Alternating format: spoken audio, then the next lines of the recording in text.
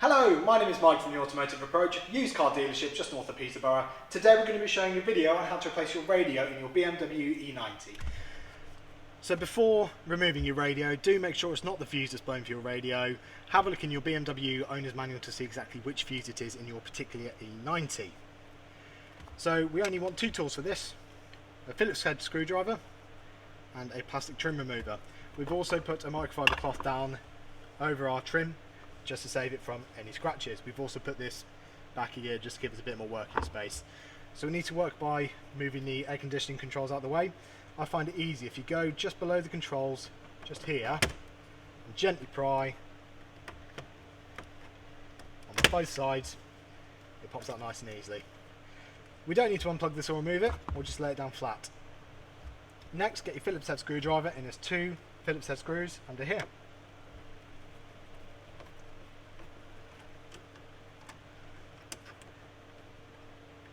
Obviously take care not to drop the screws down in here because you'll struggle to find them again.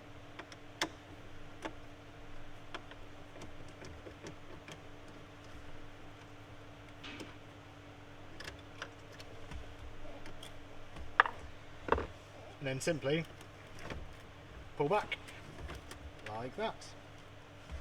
So unplugging the radio from the back.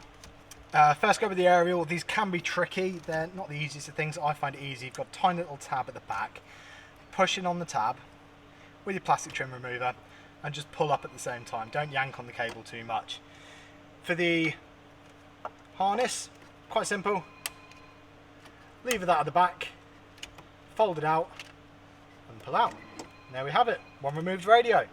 So once you've removed your old aerial, do make sure you get the same type of radio. In our case it's a BMW professional radio. It just means all the harness and everything's all the same in the back. Reinstallation's really easy. The old aerial just clips on. Make sure the tab clips into the same bit. It can be of different orientations sometimes. Clicks on nice and easy. The harness, again, make sure the tab's back. Push it in, and then to connect it, pull the lever down, clicks in. Then all you need to do, slide it back into position firmly. Make sure the screw holes line up.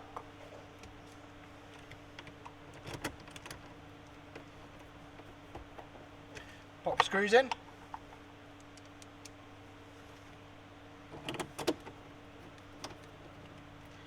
Just making sure it's pushed back in firmly. And then reconnect just at the bottom here, push in firmly, make sure it's all clicked in. Time for the test. Okay, so key in, ignition on, we've got power to both units, make sure that's all working, seems absolutely fine. Radio on.